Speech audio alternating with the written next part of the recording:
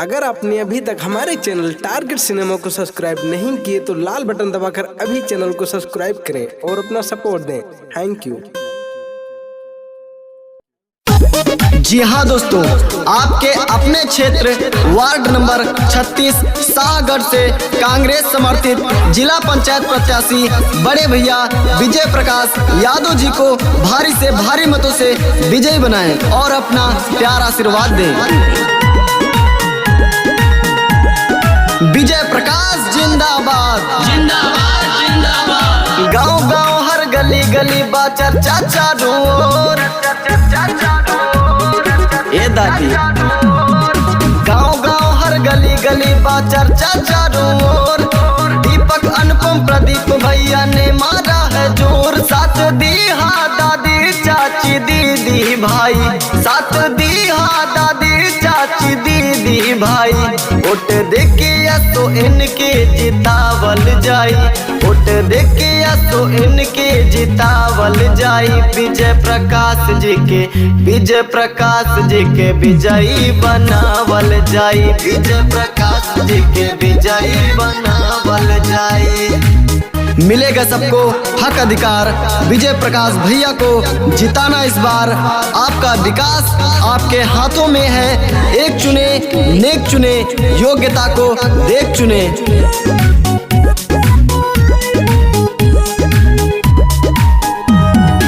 जनता के हक अधिकार दिलाई है, इनके बाटे इहे आदमान।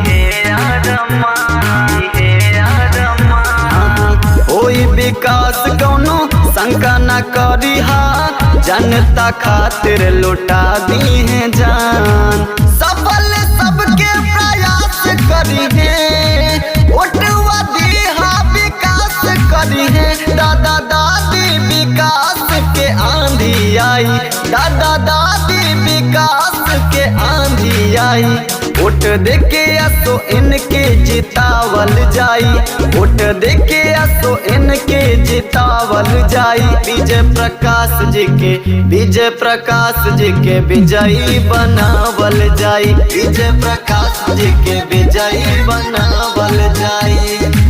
आप सभी से हाथ जोड़कर निवेदन है कि वार्ड नंबर 36 शाहगढ़ से शिक्षित, ईमानदार, सदैव आपके सुख दुख में साथ निभाने वाले प्रत्याशी विजय प्रकाश यादव जी को भारी से भारी मतों से विजयी बनाएं। बिजली पानी के कोई व्यवस्था क्षेत्र में कवनो भी कमी न होई, कमी न होई, कमी न होई। हर सड़क हुई पक्का प्लास्टर, काम पे उंगली उठाई न कोई।